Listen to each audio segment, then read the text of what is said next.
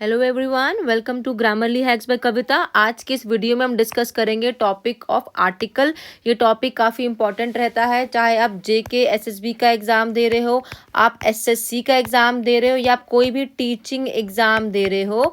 हर exam में article topic से question आना ही बनता है, ठीक है ना। इस टॉपिक को हम 3 सेशन में लेंगे, ठीक है ना। 1 बाय 1 आराम से करेंगे और हम इस टॉपिक को करेंगे टोटली कि कॉम्पिटिटिव एग्जाम में कैसे क्वेश्चन आता है, ठीक है ना। हम प्रॉपर कॉम्पिटिटिव एग्जाम के हिसाब से ही टॉपिक को कवर करेंगे, ठीक है। तो नाम क्या है टॉपिक का? टॉपिक रहता है हमारा आर्टिकल्स का।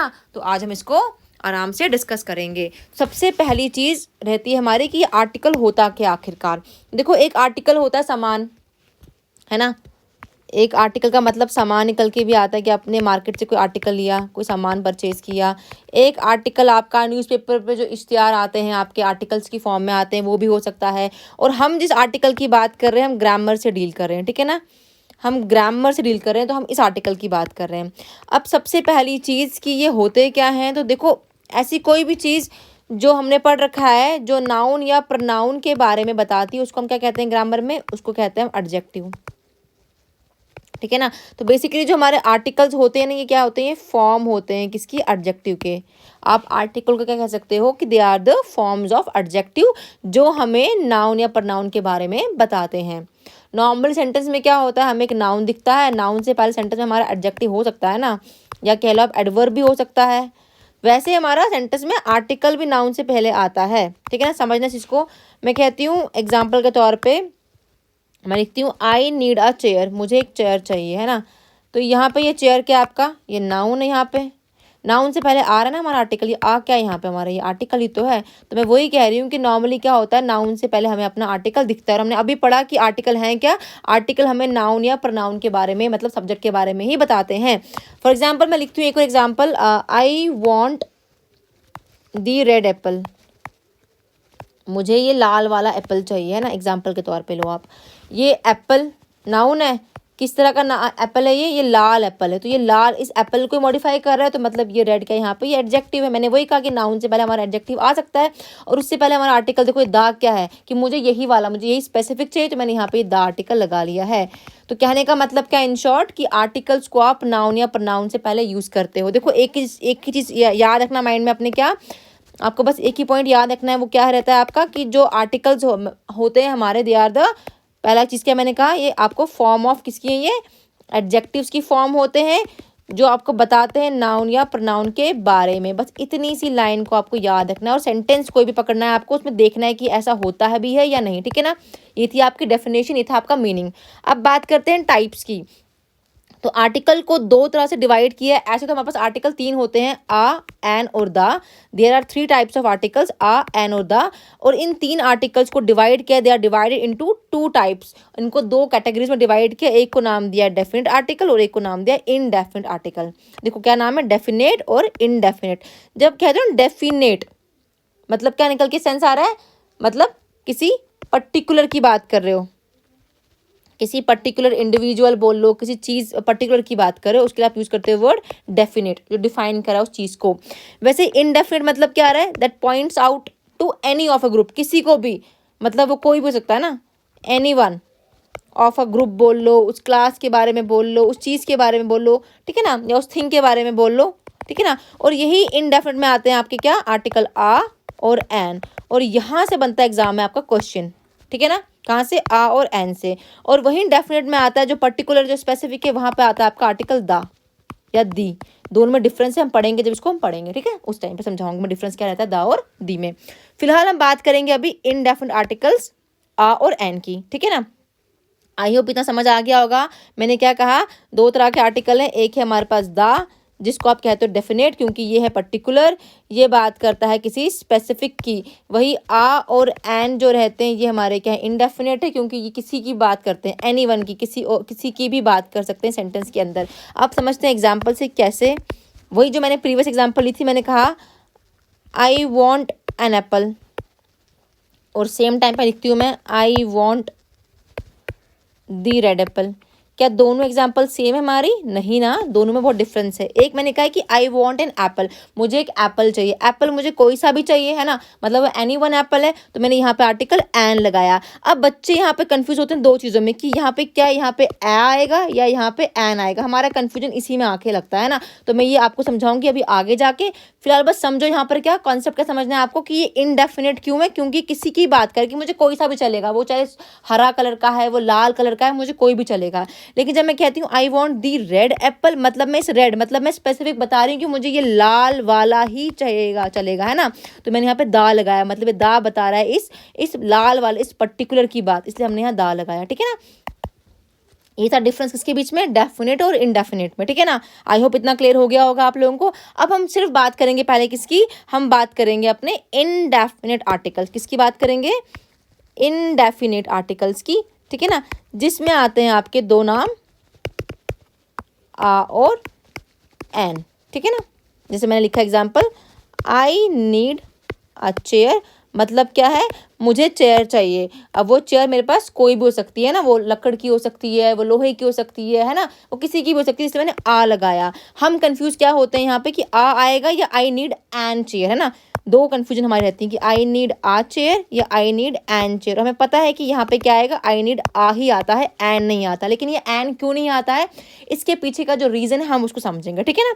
तो अब ध्यान देना आप लोग, मैंने लिखा हुआ है यहाँ पर क्या, use of a and an लिखा है, आ के साथ विद कॉन्सोनेंट साउंड और एन के साथ लिखा है विद वावल साउंड। देखो मैंने कॉन्सोनेंट और वावल ही लिखा है, मैंने लिखा है कॉन्सोनेंट की साउंड और वावल की साउंड। आपने क्या करना है, इनके साउंड को हिंदी में पकड़ना है। जब मैं कहती हूँ कॉन्सोनेंट तो माइंड में क्या आना चाहिए हमारे, का खा गा गा, है ना, जो हमारे व्यंजन होते हैं ज्ञातक सारे के सारे, इनकी साउंड को पकड़ना है आपने, ठीक है ना। वहीं जब मैं कहती हूँ वावल साउंड तो मतलब आपने आ से लेकर आहा तक आ ई वाली जो साउंड होती है ना इन हिंदी, आपको इन दोनों की साउंड को हिंदी में पकड़ना है, ठीक है ना। इंग्लिश में करोगे तो आपके आंसर मैक्सिमम गलत आते हैं। आपको हिंदी साउंड को देख के अपना डिफरेंस क्रिएट करना आना चाहिए, ठीक है ना। फॉर एग्जाम्पल मैं कहती हूँ आपके साथ एक वर्ड, हम कहते हैं ऑनेस्ट, HONEST, ऑनेस्ट, और मैं पूछूं इससे आगे आपको यहाँ पे आर्टिकल आ लगाना है या एन लगाना है, तो हमें कंफ्यूज नहीं होना है। देखो हमने अभी क्या कहा, हमने साउंड को पकड़ना है। क्या कहा हमने, साउंड को। जहाँ पे आ आएगा वहाँ पे कॉन्सोनेंट का साउंड ध्यान दोगे, जहाँ पे एन आना चाहिए वहाँ पे वावल का साउंड ध्यान दोगे। पहले आप इस एच को देखो, एच दिख रहा है तो आपको एच है, ABCD वाला, है ना, तो इसके हिसाब से आप गलत कर दोगे। आपको हिंदी साउंड पकड़ना, ऑनेस्ट, जब हिंदी में आप उसको बोलो तो ओ का साउंड आ रहा है ना, ऑनेस्ट, ऑनेस्ट ऐसा साउंड आ रहा है। ये ओ का साउंड आने का मतलब क्या है, ये आपका वावल में आ रहा है ना, आ वाले में आ रहा है। तो जब साउंड वावल का आ रहा है आपको, तो आपको लगाना क्या पड़ेगा, इसके आगे एन लगाना पड़ेगा। तो एन ऑनेस्ट होता है, आ ऑनेस्ट नहीं होता। इसलिए आप सेंटेंस भी क्या लिखते हो, सेंटेंस भी आप बनाते हो, he is an honest man, वो क्या है, एक ईमानदार व्यक्ति है, एक ईमानदार आदमी है। ये मैन क्या है, यहाँ पे नाउन है, कॉमन नाउन है यहाँ पे। इसकी क्वालिटी क्या है, वो ऑनेस्ट है। देखो ये ऑनेस्ट क्या है, ये एडजेक्टिव है, इस मैन को मॉडिफाई कर रहा है, और उसके आगे आपने एन लगाया। ये एन क्यों लगा, क्योंकि यहाँ पे साउंड एच का नहीं आ रहा है, साउंड आ का आ रहा है, ओ का साउंड आ रहा है। अगर आप एच का साउंड देखोगे ना तो आप इंग्लिश में क्या लगा दोगे, इसके लिए आ लगा के आओगे, जो कि आप गलत करके आओगे। आई होप क्लियर हो गया होगा आपको। और एग्जाम में इसका क्वेश्चन बनता ही यहाँ से है, आ और एन का डिफरेंस, ठीक है ना, सेंटेंस में जब आता है आपके सामने। अब मैंने कुछ आगे एक्सरसाइज बनाई है आपके लिए, आपको उसके आंसर्स देने हैं, खुद से देखना है। देखो यहाँ लिखा है पहला वर्ड अम्ब्रेला, दिख तो यू रहा है हमें, है ना। अगर हम यू को देखेंगे तो वावल AEIOU वावल है, तो हमने अभी पढ़ा है कि with vowel we use an, हम यूज करते हैं एन, ठीक है ना। कभी कभार ये साउंड सही भी आएगा इंग्लिश में, बट मैक्सिमम टाइम गलत आता है। तो आपको हिंदी पकड़ना है। हिंदी में अम्ब्रेला का क्या हो रहा है, अम्ब, आ का साउंड आ रहा है, तब भी क्या आ रहा है, वावल में आ रहा है ना, तो यहाँ पे ऐसे भी एन आना था, वैसे भी हमारा एन ही आना था, ठीक है ना। नेक्स्ट है कैट, सी का दिख रहा है सी, और हिंदी में KAT, के किस में आ रहा है आपका, काखा गागा में आ रहा है, मतलब क्या है, ये आपका कॉन्सोनेंट है। और कॉन्सोनेंट के लिए क्या लगाओगे आप, आ लगाओगे। आ कैट होता है, अ डॉग होता है, ठीक है ना। वैसे एंट है तो एंट के लिए ए का साउंड आ रहा है ना, आ का साउंड। देखो अगर इसको इंग्लिश देखोगे तो आ, तो AEIOU में जाओगे। अगर आप एंट के लिए जाओगे AEIOU वावल में, तो आप लगा के आओगे एन कैट, है ना, यही करके आओगे ना, एन एंट करके आओगे इंग्लिश में। और हिंदी में भी क्या बन रहा है, ए, इसी कैटेगरी में आ रहा है, तो यहाँ पर क्या आएगा, एन एंट ही आना चाहिए तब भी, ठीक है ना। कभी कभार सही लगेगा, कभी कभार गलत भी हो सकता है, तो इसलिए कहा कि हिंदी साउंड को देखना है आपको। देखो यूरोपियन है, लिखने में क्या आ रहा है, ई आ रहा है, साउंड किसका आ रहा है, या का, यू है ना, यूरोपियन।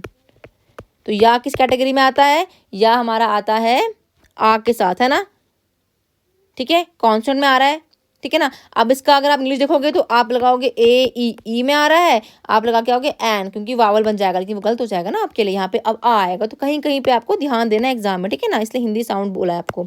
नेक्स्ट है एलिफेंट, साउंड किसका है, ए का, एलिफेंट है ना, तो यहाँ पर एन एलिफेंट। वैसे देखो अब एम ए, इंग्लिश में एम है लेकिन हिंदी में ए, तो यहाँ पे एन एम ए, ठीक है ना, आ एम ए नहीं होगा, क्या होगा, एन होगा, ठीक है ना। वैसे एम एल ए, साउंड किसका आ रहा है, एम, सेम एम का ही साउंड आता है, यहाँ पर भी क्या होगा, एन। वैसे नेक्स्ट क्या आपका, नेक्स्ट लिखा है आउल, जब आउल लिखा है तो साउंड किसका आ रहा है, आ का, तो यहाँ पे एन आउल। ईयर, साउंड किसका आ रहा है, यहाँ पे आ ईयर, ठीक है ना। वैसे ई, अब ये देखो ये प्रॉपर ईयर है, ई, तो यहाँ पर भी क्या आएगा, अब ये ई बन गया तो यहाँ पे एन ईयर आएगा। आप इस ईयर और ईयर में कंफ्यूज हो सकते हो, ठीक है ना, तो इसलिए कहा कि हिंदी साउंड को देख के चलोगे, ठीक है ना। आई होप क्लियर हो गया होगा। मैं फिर रिपीट कर रही हूँ, जहाँ पर भी आ होगा वहाँ पे कॉन्सोनेंट साउंड को देखोगे, जहाँ पर भी एन है वावल साउंड। कहने का मतलब है जहाँ पे वावल की साउंड आ रही होगी हिंदी में आ से आहा तक की, वहाँ पे आपने एन लगा देना है, और जहाँ पे का खा गा वाला साउंड आ रहा होगा हिंदी में, वहाँ पे आप आ लगा के आओगे, ठीक है ना। ये था एक बेसिक डिफरेंस दोनों के बीच में, क्योंकि यहाँ से क्वेश्चन बनता है, ठीक है ना। इसके अलावा आप कहाँ कहाँ आ और एन को यूज़ कर सकते हो उसका भी ध्यान देना एग्जाम में, ठीक है ना। पहली चीज़ का ध्यान देना कि आप लोग जब भी किसी वर्ड की लॉन्ग साउंड आएगी आपको, किसकी, यू की, लॉन्ग साउंड ऑफ यू, ठीक है ना, वहाँ पे आपने क्या लगाना है, आ लगा के आना है, ठीक है। जैसे मैं कहती हूँ यूनिवर्सिटी, साउंड सी या, यूनी है ना, तो या का साउंड आ रहा है तो किस में आ रहा है, ऐसे भी कॉन्सोनेंट में आ रहा है, तो आ यूनिवर्सिटी होगा, एन यूनिवर्सिटी नहीं होगा। यूनिफॉर्म, साउंड या का स्ट्रेस पड़ रहा है, यूनी का है ना, तो आ यूनिफॉर्म, ठीक है ना। इसके अलावा यूजफुल बुक, अगेन साउंड या पे स्ट्रेस पड़े तो आ यूजफुल बुक। मैं कहूँ आपके साथ यूरोपियन, दिखने में ई है, इसको गलत मत लेना, दिखने में ई है तो हम सोचेंगे कि एन लगाना, लेकिन नहीं, हिंदी पकड़ना है, तो यू की साउंड लॉन्ग आ रही, यूरोपियन, तो आई यूरोपियन मैन, आई यूरोपियन गाय, ठीक है ना। इस तरह से आपने with long sound of you आपने आ लगा लेना है। इसके अलावा आपने नेक्स्ट ध्यान क्या देना है, before the word one word से पहले भी, अगर सेंटेंस में वन वर्ड लिखा है तो भी आपने क्या लगाना है, उसके साथ भी आपने आ ही लगाना है। कैसे, ध्यान दो। अब इसका भी मैं कहती हूँ वन आइड मैन, लिखा है ना वन, तो आ वन आइड मैन होगा। 1 ईयर कोर्स, कोई कोर्स है आप 1 साल का कर रहे हो तो क्या लगाओगे, अ 1 ईयर कोर्स। या रूट है वन वे तो वन वे स्ट्रीट, या one way route, one way street है तो वन वे स्ट्रीट, तो इसके पहले भी क्या लगाओगे, आ लगा लोगे आप लोग, ठीक है ना। तो इस हिसाब से आपने बिफोर द वर्ड वन भी क्या करना है, आपने आ को ही प्रेफर करना है, ना कि आपने एन लगाना है। आई होप क्लियर हो गया होगा। इसके अलावा मेक श्योर करना एक और चीज़ का, एग्जाम में कोई भी वर्ड वाई से या डब्ल्यू से स्टार्ट हो रहा है ना आपका, इनसे स्टार्ट हो रहा है वाई या डब्ल्यू से, वहाँ पर भी आप आ ही लगा के आओगे। जैसे कि मैं कहती हूँ, अभी हमने कहा था ईयर, है ना, तो यहाँ पे अगर इसको हिंदी देखेंगे ना आप, ईयर, ई का साउंड आ रहा है, जैसे हमने ईयर कहा था, ई का साउंड था, हमने यहाँ लगाया था एन, यहाँ तो एन सही था, तो हम यहाँ पे हिंदी में कंफ्यूज जाते हैं ना कि यहाँ पर भी क्या आना चाहिए, ई का साउंड है तो यहाँ पर भी एन, वो गलत हो जाएगा, ठीक है ना। क्या होता है, सही क्या होगा, आ ईयर होगा, ठीक है ना। क्यों, बिकॉज ये वर्ड बिगिन किससे हुआ है, वाई से बिगिन हुआ है, तो आ ईयर होता है, एन ईयर नहीं होता, ठीक है ना, ध्यान देना। या वीक होता है तो उसके साथ भी आपने आ लगाना है, एन नहीं लगाना, ठीक है ना। तो ये था एक बेसिक सा डिफरेंस, ठीक है।